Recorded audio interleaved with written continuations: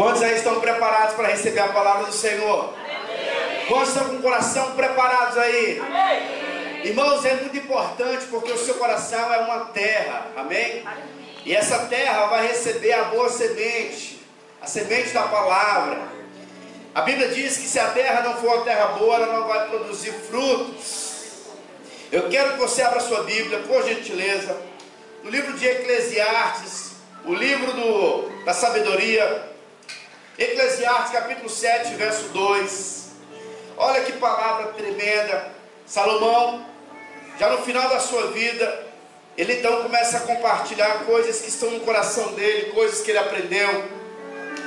E ele diz assim, ó: melhor é ir à casa onde há luto do que a casa onde há banquete.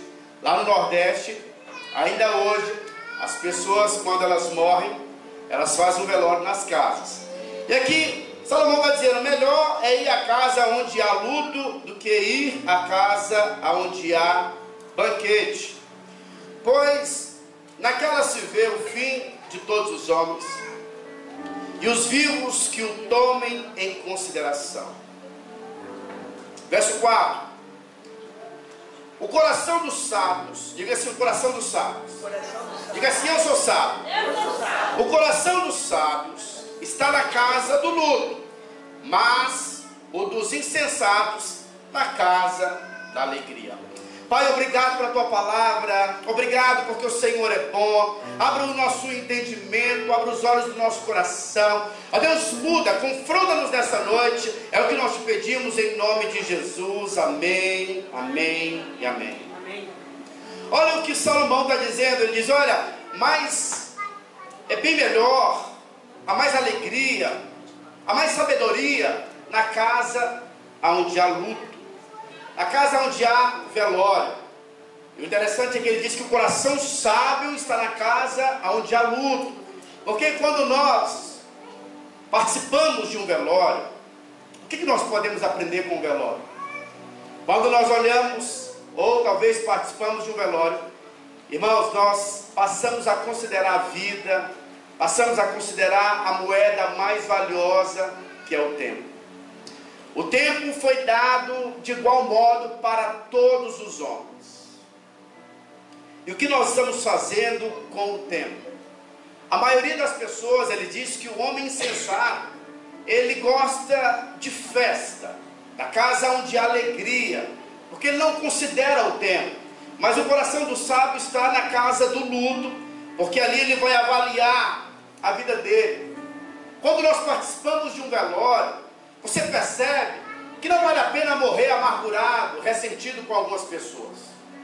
Quando nós participamos de um velório, nós percebemos que não vale a pena você trabalhar e não ter qualidade de vida com seus filhos, com a sua esposa, porque você não vai levar nada lá no dia do seu velório. Outras pessoas vão brigar pelo aquilo que você conseguiu adquirir na vida. E ali no velório nós começamos a avaliar: poxa vida, eu tenho que ajustar algumas coisas na minha vida. Eu conversava com um irmão desse último encontro, e havia um pesar no coração dele, porque no dia em que o irmão dele faleceu, ele disse: do que adiantou tanta arrogância na sua vida, e aqui você está com um corpo desprezível. No final da vida nós começamos a avaliar algumas coisas. É no final da vida que nós avaliamos se nós deixamos uma herança ou um legado. Se você deixa apenas uma herança para os seus filhos, rapidão eles vão gastar. Mas nós precisamos deixar um legado, uma história, deixar algo, sabe, no coração dos nossos filhos. João, ele começa a dizer o seguinte, ele diz, olha, 1 João capítulo 2, 15: não ameis o mundo e nem as coisas que há no mundo. Se alguém amar o mundo, o amor do Pai não está nele. Porque tudo que há no mundo, a concupiscência da carne, ou seja, os desejos da carne, os desejos dos olhos, a soberba da vida, não procede do Pai, mas procede do mundo. Ora, o mundo passa, bem como as suas concupiscências, ou seja, os seus desejos.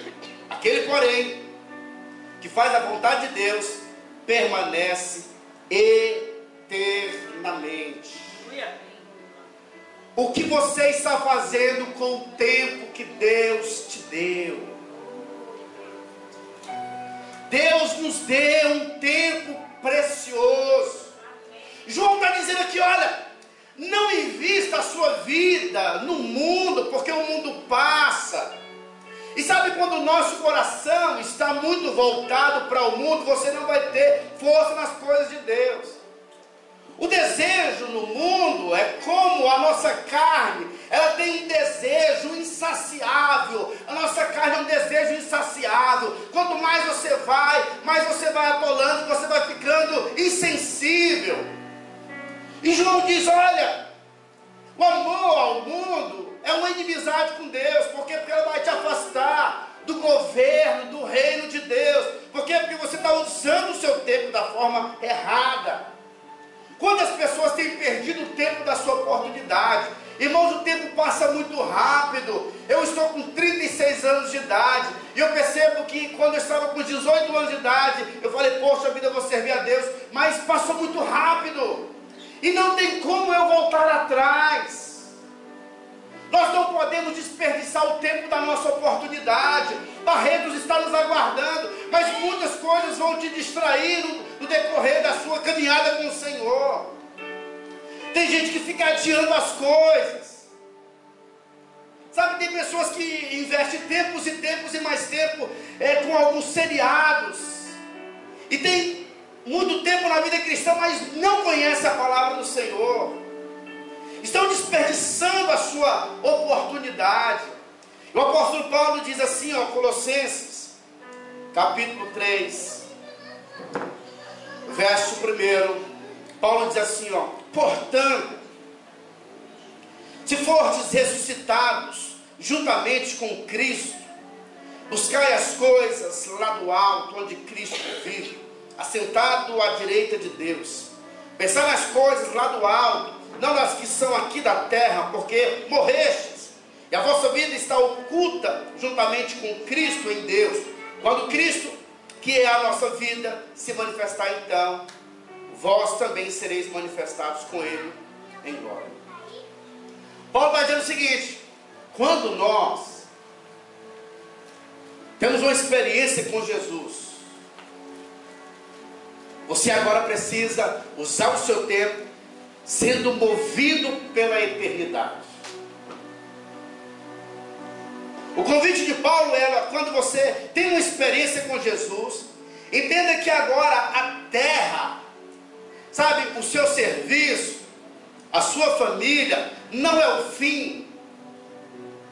Você pode trabalhar, você pode amar os seus filhos e tem que amar, você pode ser um empresário, mas Paulo está dizendo que isso não esteja no seu coração. Seja movido pela eternidade, porque tudo isso vai passar.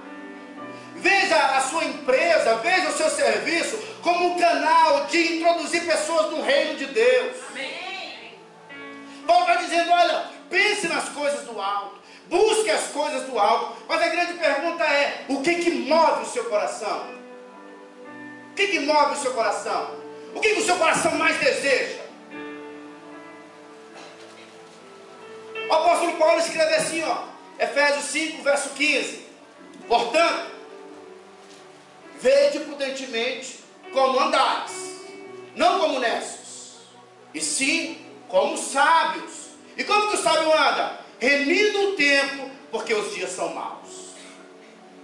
Você tem que remir o tempo. O que é remir o tempo? É entender que nós não temos muito tempo. Não vou desperdiçar tempo com coisas que não vão agregar no reino dos céus. Eu não vou investir meu tempo com coisas que não têm valor espiritual, coisas que não tocam a eternidade. Há pouco tempo, daqui a pouco Jesus volta. E o que você fez com a missão, com o chamado que Ele tem para você? E aí Paulo diz, olha, nós precisamos de um coração sábio, precisamos remir o tempo, porque não há muito tempo, o diabo está trabalhando, ele não tira férias, e vocês precisam se preparar para a grande colheita. Por essa razão, não vos torneis insensatos, mas procurai compreender qual a vontade do Senhor. E não vos embriagueis com vinho no qual há dissolução, mas enchei-vos do Espírito Santo, falando entre vós com salmos, entoando e louvando de coração ao Senhor, com hinos e cânticos espirituais, dando sempre graças por tudo ao nosso Deus e Pai, em nome de nosso Senhor Jesus Cristo. Sujeitai-vos uns aos outros no temor do Senhor. Olha o que Paulo está falando. A gente vai remir o tempo, nós iremos remir o tempo, quando nós decidirmos parar de nos embriagar com vinho. Todas as vezes que você olhar e a Bíblia falar de vinho, ele não está falando apenas de bebida, mas está falando de uma embriaguez que o mundo às vezes tenta nos seduzir. Às vezes um casamento, às vezes uma empresa, às vezes um carro, às vezes uma profissão pode te embriagar. Às vezes o dinheiro que você tem na conta. E aí a Bíblia diz o seguinte: como que eu deixo de ser embriagado com o mundo? Quando você decide se embriagar com o Espírito Santo, se encher com o Espírito Santo. Quando nós decidimos buscar a presença do Espírito Santo, falando, salmodiando. Olha o que Paulo fala: a maneira de nos enchermos do Espírito Santo é falando, é cantando, é salmodiando, é dando graças, não murmurando, é dando graças e agradecendo ao Senhor.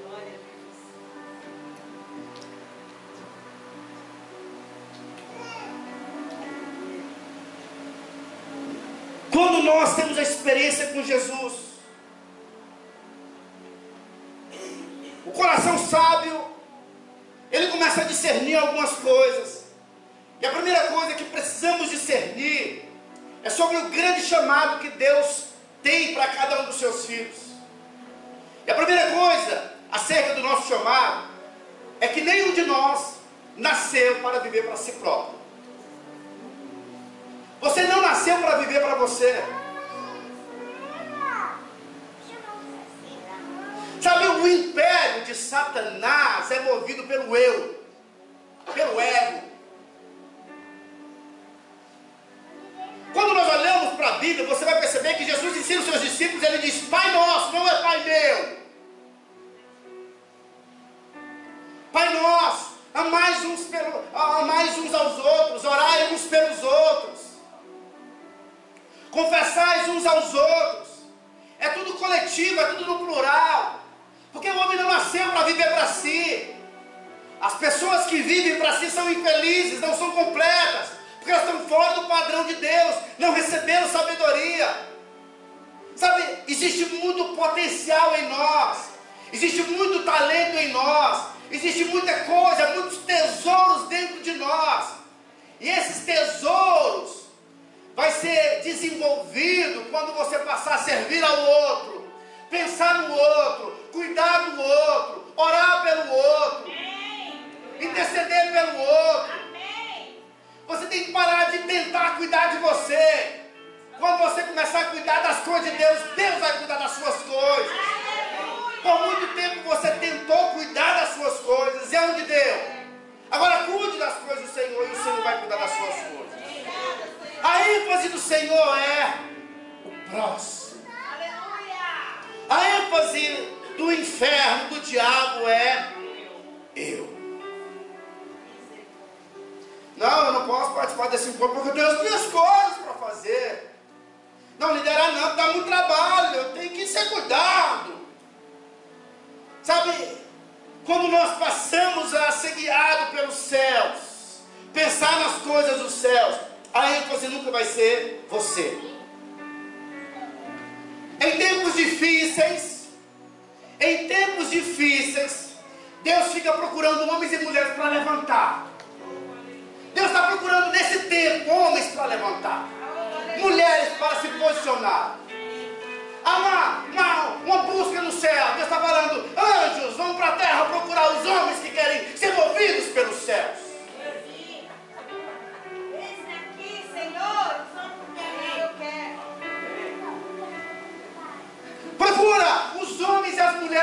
ser usado com cura divina, com libertação, com profecia, com lideranças prevalecentes, escrevendo os melhores livros.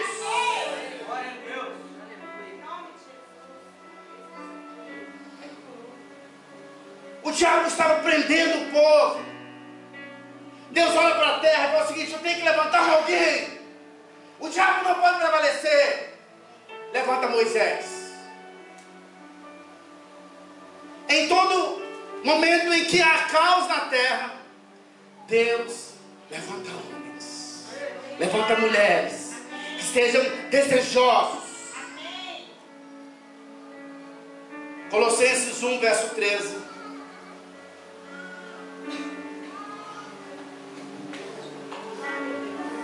Colossenses 1, 13.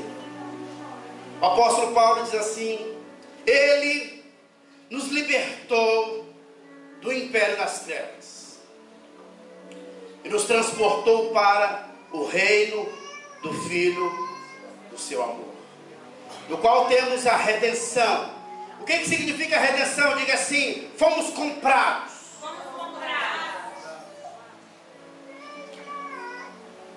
Você estava no reino e no império das trevas, mas a Bíblia está dizendo aqui agora que Ele te transportou do império das trevas para um reino, ou seja, você faz parte agora da realeza. Amém. Tem algum príncipe e princesa do Senhor? Amém. Esse rei é também o seu pai. Ele te tirou do império das trevas e te colocou em um reino de amor, amém, no qual temos a redenção, ou seja, fomos comprados de volta. Você em Cristo não tem mais direito sobre a sua vida. Você não tem mais direito sobre a sua mente. O seu corpo já não pertence mais a você. A sua boca não pertence mais a você. Os seus pensamentos não pertencem mais a você. Consagre-os ao Senhor e seja usado por Ele aqui na terra. Ele nos transportou para o reino de amor, no qual temos a redenção, fomos comprados, a remissão dos pecados. O diabo não pode mais nos acusar, porque a dívida foi paga pelo sangue do Cordeiro. Essa é a imagem do Deus invisível, primogênito de todas a criação, pois nele, diga nele, mais uma vez, pois nele, aonde está? Pois nele, mais uma vez, nele quem? Jesus. Tem um sujeito oculto, Jesus. Pois nele foram criadas todas as coisas. Todas as coisas foram criadas aonde? Nele. Nele. Nos céus e sobre a terra, as invisíveis e as visíveis e as invisíveis, sejam tronos, sejam soberanias, quer principados, quer potestades. Tudo foi criado por meio dele e para ele. Tudo fora criado para ele. Você foi criado para ele. Eu nasci para isso. Você nasceu para isso. Não, pastor, eu nasci para ser um empresário. Não, meu irmão, deixa de ser cego. O Deus desse século te enganou. Nós nascemos para Ele, para o louvor da glória dEle. Tem alguém aqui? Ele é antes de todas as coisas. Nele tudo subsiste. Ele é a cabeça do corpo da igreja. Ele é o princípio, o primogênito de entre os mortos, para em todas as coisas ter a primazia, porque aprove a Deus que nele residisse toda a plenitude, e que havendo feito a paz pelo sangue da sua cruz, por meio dele reconciliasse consigo mesmo todas as coisas, quer sobre a terra, quer nos céus. Amém ou não? Amém. Alguém está aqui? Amém. Você nasceu para quê? Para ele. Só esses três? Você nasceu para quê? Para ele. Deixa eu te falar uma coisa. Se você nasceu para Ele, olha, eu estou aqui lançando luz, jogando luz, para que você possa compreender o seu chamado, a sua vocação. Que Deus te dê ouvidos para ouvir. Ouvidos para ouvir. Olha, o coração sábio, ele não perde tempo. Ele vai remir o tempo. Mesmo sabendo que você nasceu para Ele, muitas pessoas vão cair na cilada de tentar viver os seus sonhos.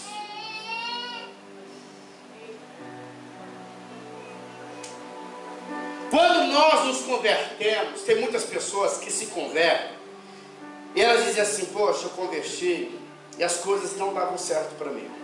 Agora que eu converti, Deus vai restaurar os meus sonhos. É verdade, sim ou não? Ele restaura sonhos. O Jesus é o grande restaurador de sonhos. Mas deixa eu te falar, todas as vezes que você vive em função dos seus sonhos,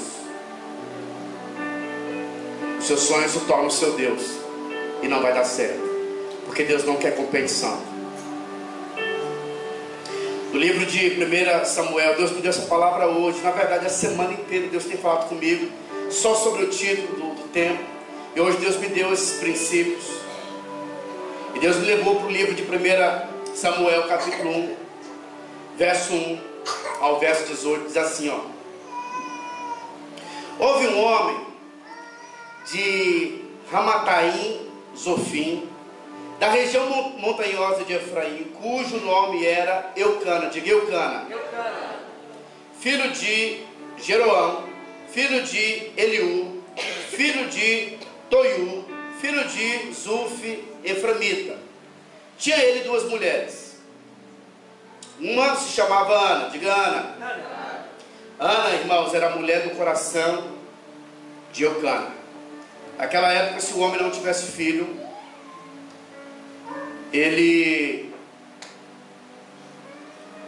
não tivesse filho, ele seria alguém que não teria uma boa reputação, e por causa disso ele poderia se casar com uma outra mulher, porque o homem tinha que ter uma linhagem, uma descendência. E a sua esposa, que ele amava bastante, que era Ana, ela era estéril, e aí ele então teve que se casar ou ter uma outra mulher. E a segunda mulher chamava-se Penina. Uma se chamava Ana e a outra Penina. Penina tinha filhos. Diga assim, Penina tinha filhos. Ana, porém, não os tinha. Este homem subia da sua cidade de ano em ano a adorar e a sacrificar o Senhor dos Exércitos em Siló. Estavam ali os dois filhos de Eli. Ele era um sacerdote, Ofni e Finéias, como sacerdotes do Senhor. No dia em que Eucana oferecia o seu sacrifício, dava ele porção deste a Penina, sua mulher, e a todos os seus filhos e filhas. Ana, porém, dava porção dupla, porque ele a amava. Ainda mesmo que o Senhor a houvesse deixado estéril, a sua rival a provocava excessivamente para irritar, porque o Senhor lhe havia cerrado a mão. E assim o fazia ele de ano em ano. E todas as vezes que Ana subia à casa do Senhor, a outra a irritava, pelo que chorava e não comia. O que aconteceu com o sonho, irmão? Então Eucana, o seu marido, lhe disse: Ana, por que choras? E por que não comes? E por que estás de coração triste? Não te sou eu melhor do que 10 filhos? Após terem comido e bebido em Siló, estando Eli, um sacerdote, assentado numa cadeira junto a um pilar no templo do Senhor, levantou-se Ana e com amargura de alma orou ao Senhor, e orou abundantemente, e fez um voto dizendo: Senhor dos exércitos, se benignamente atentares para a aflição da tua serva, e de mim te lembrares, e da tua serva te não esqueceres, e lhe deres um filho varão, ao Senhor darei por todos os dias da sua vida. E sobre a tua cabeça, a bateria que vai ter que trocar, viu, querido?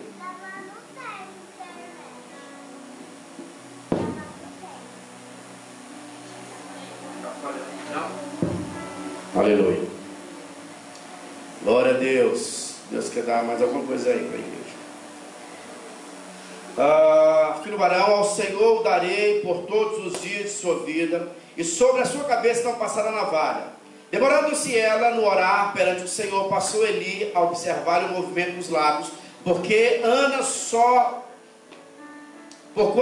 só no coração falava. Os seus lábios se moviam, porém não se lhe ouvia voz nenhuma. Por isso Eli a teve por embriagada e lhe disse: até quando estarás tu embriagada? Aparte de ti esse vinho. Porém Ana respondeu: não, meu senhor, eu sou mulher atribulada de espírito, não bebi nem vinho, nem bebida forte, porém vinho derramado a minha alma perante o Senhor. Não tenhas, pois, a tua serva por filha de Belial, porque pelo excesso da minha ansiedade e da minha aflição é que tenho falado até agora. Então lhe respondeu Eli: vai-te em paz, e o Deus de Israel te conceda a petição que lhe fizestes. E disse ela: ache a tua serva vencer diante de ti. Assim a mulher se foi o seu caminho e comeu, e o seu semblante já não era triste. A Bíblia diz que Ana, ela não podia ter filho, mas ela tinha um sonho. O sonho dela era ter um filho. Mas a motivação de Ana no primeiro momento de ter um filho não era para honrar o Senhor, mas era para lutar com a sua rival Penina.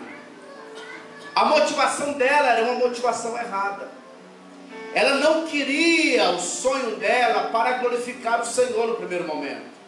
Ela estava chateada, ela orava, estava amargurada, porque Penina tinha filho e ela não tinha nenhum filho. Mas ela queria um filho. A Bíblia diz que Deus tinha, cerrado. Deus tinha permitido que o filho não viesse na hora devida. Mas teve um momento na vida de Ana que ela decidiu de parar de sonhar para si e disse: Senhor, é um desejo do meu coração, mas hoje eu decido abrir mão desse desejo. E se tu me deres esse sonho eu não quero mais, eu dou ao Senhor. Esse filho agora será teu, será consagrado, não vai ser do meu jeito. E ela sabia que havia na época um voto do nazireu, da consagração. E ela disse: olha, se você me der um filho, esse filho, ele não vai passar navalha na cabeça dele, porque ele será alguém consagrado ao Senhor. E o profeta então, naquela oração, ela orou tanto, entregando ao Senhor, que a força dela tinha ido, e ela apenas movimentava os lábios. E o profeta disse: olha, mulher, uma hora dessa você está embriagada. E ela disse: não, meu Senhor, o que estou fazendo aqui é clamando a Deus, clamando ao Pai. E ela tinha então entregado os sonhos ao Senhor. E o profeta então disse o seguinte: você recebeu, porque quando você dá a Deus, você então recebe a promessa do alto. Vai ter momentos na nossa vida em que Deus vai pedir de você os seus sonhos. E quando você der o sonho para Ele,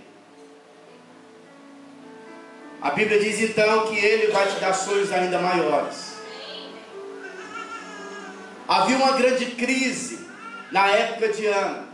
Deus precisava levantar um homem.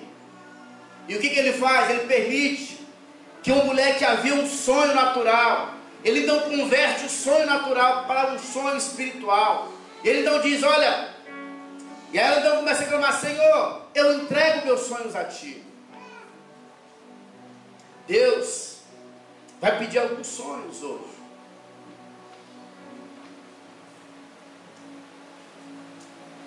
Porque o seu sonho natural tem colocado seus olhos na terra. O sonho, quando é de Deus, ele muda a sua visão.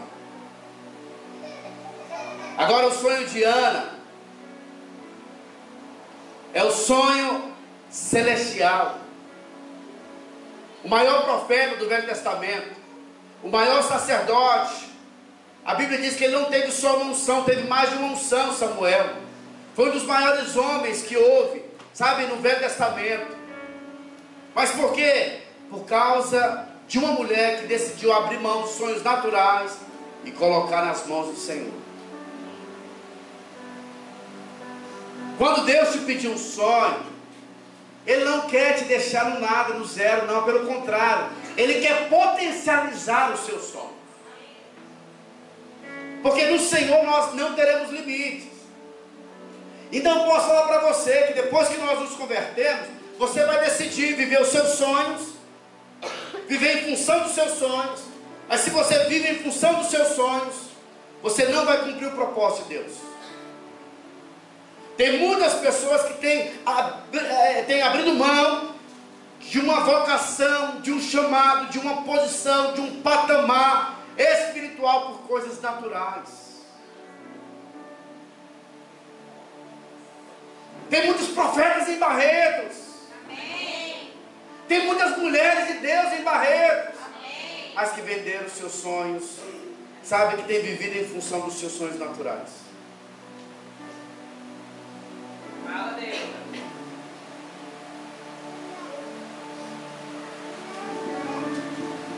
Seus sonhos estão voltados para o seu umbigo. Só você é beneficiado com isso. E é por isso que não vai acontecer. Para o seu bem.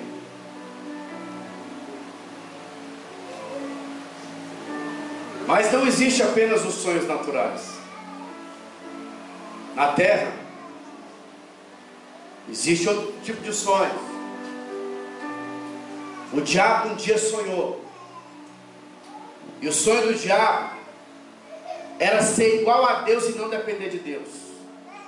Era viver sem Deus.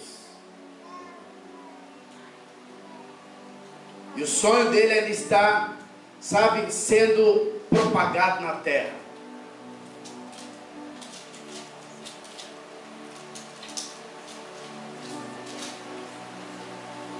O sonho do diabo é que o homem viva em função da independência.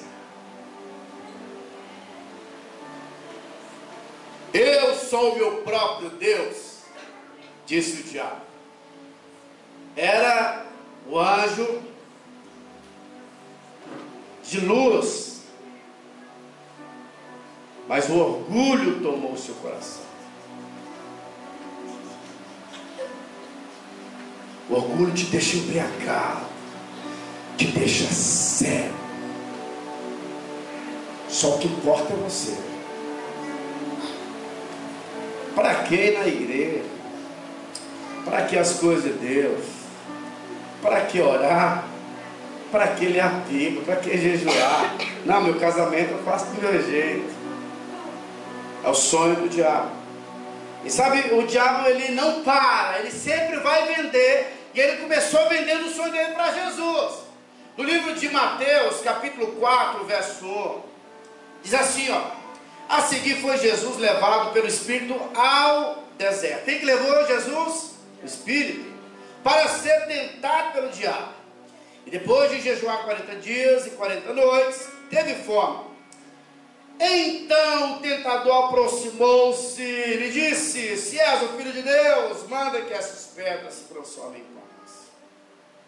Jesus, porém, respondeu: está escrito, não só de pão viverá o homem, mas de toda palavra que procede da boca de Deus. Então o diabo o levou à cidade santa, colocou sobre o pináculo do templo e lhe disse: se és filho de Deus, atira-te abaixo, porque está escrito: aos seus anjos dará ordem a teu respeito que te guardam, e eles te sustentarão nas suas mãos, para não tropeçares em alguma pedra. Respondendo Jesus: também está escrito: não tentarás o Senhor teu Deus. Levou ainda o diabo a um monte muito alto, mostrou-lhe todos os reinos do mundo, todos eles do e a glória deles, e lhe disse: Tudo isso te darei, se prostrando me adorares. Então ele lhes ordenou: retira-te, Satanás, porque está escrito: ao Senhor, o teu Deus, adorarás, e só a Ele darás culto. Com isso, o deixou o diabo, e eis que vieram anjos e o serviram. Deixa eu te fazer uma pergunta bem honesta. Para quem você vive? Quem é o seu Deus? Porque a Bíblia diz que na terra tem dois deuses: Mamon, o senhor da riqueza, e tem Jesus. E não tem como misturar as duas agendas. O diabo disse: olha para os reinos da terra, olha toda a sua glória. Em outras palavras, o diabo está falando o seguinte: aquilo que é momentâneo, aquilo que é passageiro, aquilo que vai virar pó, Jesus, eu posso te dar. E Jesus fala: não, eu conheci algo eterno. E a Bíblia diz que porque Jesus fez a escolha certa, o Pai o exaltou e o colocou acima de todos os nomes, e todo joelho se dobrará, e toda boca confessará, nos céus, na terra e debaixo da terra. Até o diabo se curvará diante dele, porque ele escolheu algo eterno.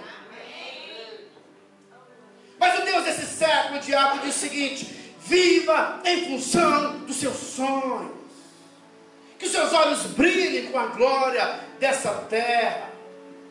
Faz o seguinte: muda a sua agenda. Esse negócio de Jesus dizer: é chegado até vocês o reino dos céus. Não, busca o teu reino. Mas existe os sonhos de Deus. Deus tem os sonhos, e Deus escorre os seus sonhos em toda a Bíblia. Sabe, a Bíblia é um livro que fala dos sonhos de Deus. O sonho de Deus começa no livro de Gênesis, quando Deus cria o homem. Sabe, a primeira palavra da boca de Deus com o homem, a primeira palavra, Deus olha para o homem e diz: essa é a palavra, eis que está no meu coração, dizendo Deus: sejam fecundos, multipliquem-se e encham a terra. Mais um pouquinho, Jesus diz no livro de Gênesis, capítulo 1, verso 26, Jesus disse: eu vou fazer o homem a minha imagem, conforme a minha semelhança. Ele vai se parecer comigo. Depois ele autoriza: vai pelo mundo inteiro, esse é meu sonho, e faça discípulo de todas as nações. Jesus disse isso, mas Deus falou: sejam fecundos, multipliquem-se e encham a terra. A gente conhece a história. O homem caiu, mas Deus não para com o seu plano, com o seu sonho. Ele estabeleceu um homem chamado Abrão. Ele faz uma aliança com Abrão, muda o nome dele para Abraão, revelando o sonho dele: você, Abraão, será pai de uma numerosa nação. O sonho de Deus é que eu e você, sabe, sejamos usados para as nações, para fazermos discípulos. Deus tira Moisés lá do palácio e revela a ele o sonho do coração dele: Moisés, o povo está sofrendo, o diabo está oprimindo o povo.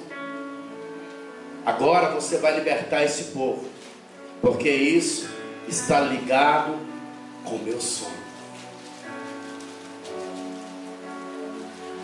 A Bíblia diz que o próprio Deus, para concretizar, para estabelecer o sonho dele, ele disse: o negócio parece estar difícil, eu vou ter que descer na terra, vou me esvaziar da minha glória, da minha majestade, porque eu dei autoridade para o homem, mas eu tenho um sonho de resgatar toda a humanidade. Ele então se despiu da sua glória. O Deus onipotente, o grande El Shaddai, o grande Eu Sou, o Jeová Rafa, o Jeová Nissi, ele decidiu se esvaziar, veio de forma de um menino, cresceu, obedeceu, e agora ele estabelece os seus sonhos.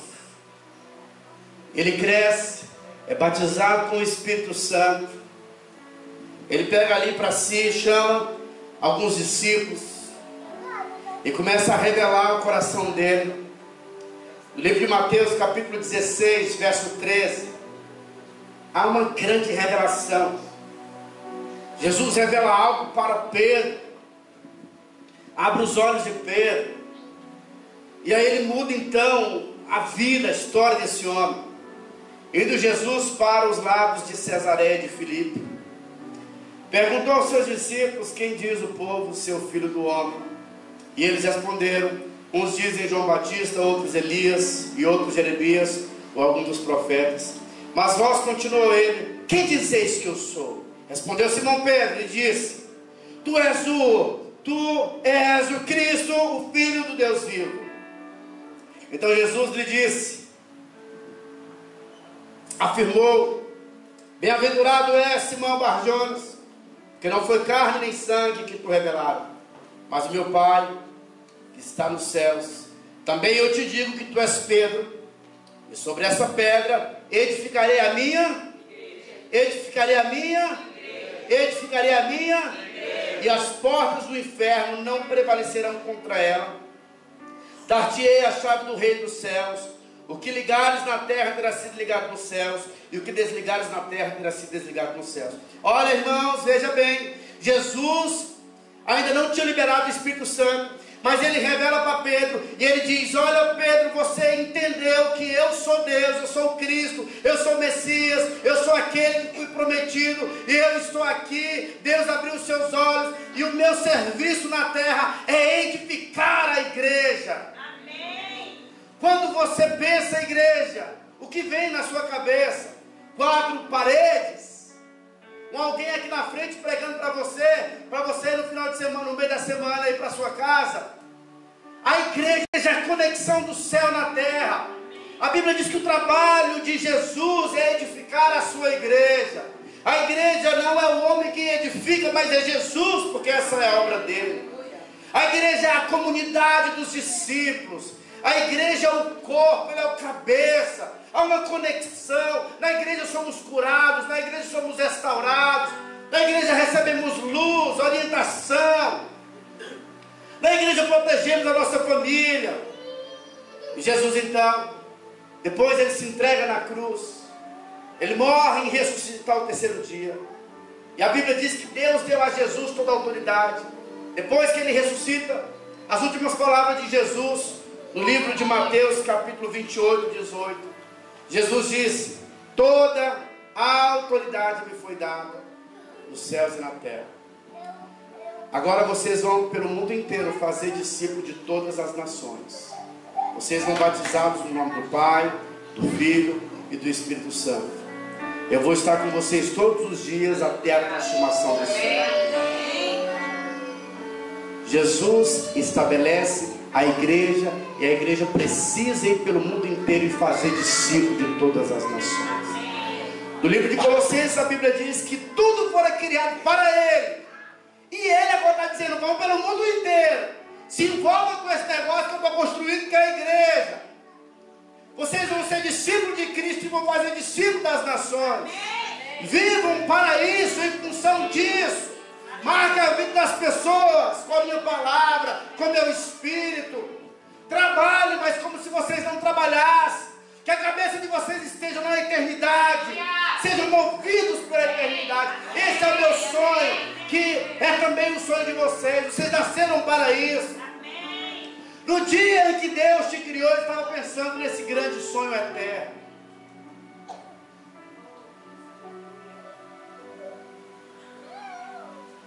O que move o seu coração? Meu querido irmão, qual é a sua maior ambição? Me responda. Qual é a sua maior ambição? Qual é o seu maior anseio? Qual é o seu maior desejo? No livro de Ageu, capítulo 1, verso 3. Ageu, capítulo 1, verso 3.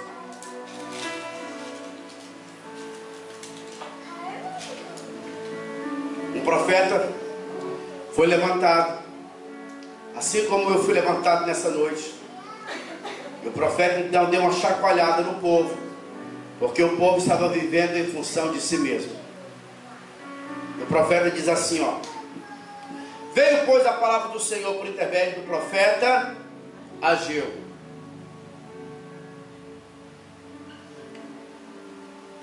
Acaso é tempo de habitardes vós em casas apaineladas, ou seja, em casas muito luxuosas?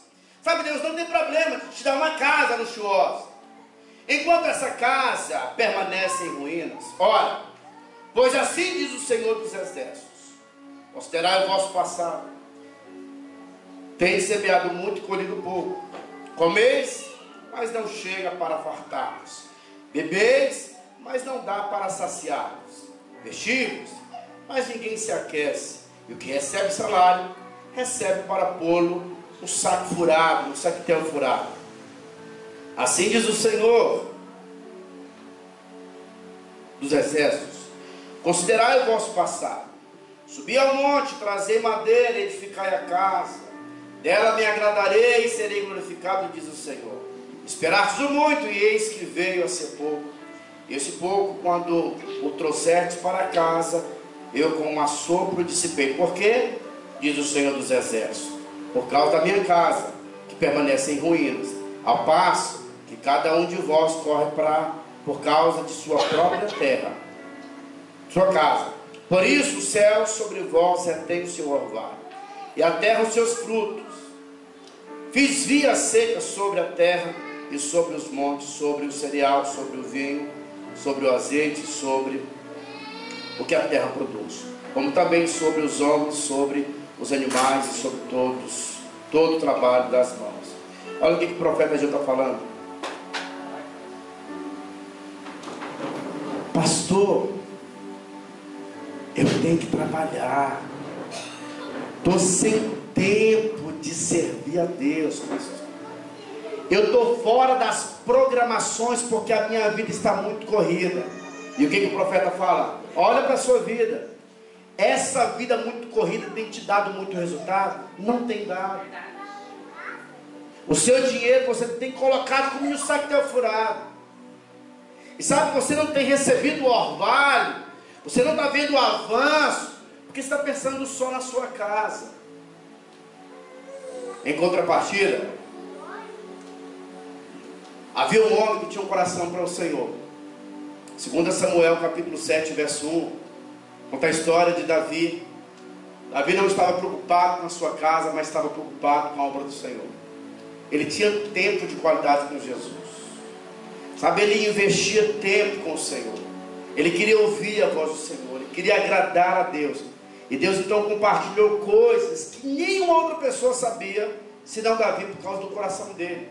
2 Samuel 7:1, a Bíblia diz assim, ó: sucedeu que, habitando o rei Davi em sua própria casa, tendo-lhe o Senhor dado descanso de todos os seus inimigos em redor, disse o rei ao profeta: olha, eu moro em casa de servos, e a arca de Deus se acha numa tenda. Disse Natã ao rei: vai, faz tudo quanto está no teu coração, porque o Senhor é contigo. Porém, naquela mesma noite veio a palavra do Senhor a Natã, dizendo: vai e diz ao meu servo Davi: assim diz o Senhor, edificar-me-ás tu a casa para minha habitação? Porque em casa nenhuma habitei desde o dia em que fiz subir os filhos de Israel do Egito até ao dia de hoje, mas tenho andado em tendas e em tabernáculos. E o Senhor começa a dizer com o profeta: mas quem falou, ô Natã, como que você manda um cara desse fazer uma casa para mim? Eu nunca pedi para ninguém uma casa. Fala para Davi se eu já pedi para alguém. E aí depois o Senhor percebe que o que estava no coração de Davi era um quadro do que estava no coração do pai. Amém. Ele queria uma casa, mas Davi não pôde construir a casa. E a Bíblia então diz que Davi preparou tudo para que Salomão edificasse a casa, mas ainda não era a casa que Deus realmente queria, porque a casa verdadeira era a igreja. Amém. Hoje você pode construir uma casa para Deus. Essa casa é construída por pessoas Quando você diz, eu quero liderar uma célula, eu quero cuidar, quero consolidar pessoas, eu quero levar pessoas para o encontro, eu vou cuidar de alguém, você está cuidando da casa de Deus. A casa de Deus não é paredes, não é um templo, a casa do Senhor são pessoas. O sonho do Senhor são pessoas. Vão pelo mundo inteiro e cuide de pessoas.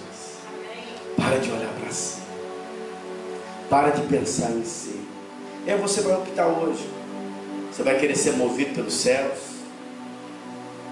Você vai querer remir o templo? Ou você vai continuar perdendo o seu tempo, desperdiçando a sua vida com coisas que não passaram? A Bíblia diz que tudo passa, mas aqueles que fazem a vontade de Deus vão permanecer eternamente. Vai chegar um dia em que todos nós iremos comparecer diante do Senhor. E Ele vai falar: mostra-me as suas mãos. O que você fez com o tempo da sua oportunidade. No dia do seu velório, o que vão falar de você? No dia do seu velório, que tipo de pessoas estarão ali? Quais serão os comentários que eles vão falar a seu respeito? Nossa, trabalhou muito, olha só, levou nada. Nossa, fulano magoou tantas pessoas, né? Nossa, ele aproveitou bem a vida, né? Se prostituindo. Nossa, tanto de filho que ele deixou aí, cada um com a mulher. O que vão lembrar de você? Ou vão lembrar? Ou vão estar lá chorando: eu estava com meu casamento perdido, essa pessoa foi no canal de Deus. Depois que eu conheci essa pessoa, minha vida foi afetada. O céu entrou no meu coração quando eu conheci essa pessoa. Ela carregava a presença de Jesus. O que vão falar a seu respeito? Você vai deixar uma herança ou um legado? As pessoas que você vai deixar aqui na terra vão continuar proclamando o nome de Jesus ou outras coisas? Aprenda a remir o tempo. Receba hoje um coração sábio. Meu convite a você hoje é um convite para sonhar os sonhos de Deus. Ainda que você tenha lutado contra a sua carne, ainda que você tenha, vivido em função dos seus sonhos, entrega tudo ao Senhor. E você vai ver os melhores dias da sua vida. Talvez a sua prosperidade está justamente nesse apelo de hoje. Você tem clamado pelo recurso financeiro e não tem recebido. E o Senhor está dizendo o seguinte: é só você colocar no lugar certo o seu coração. É só você passar a sonhar os meus sonhos, e as comportas dos céus irão abrir a seu favor.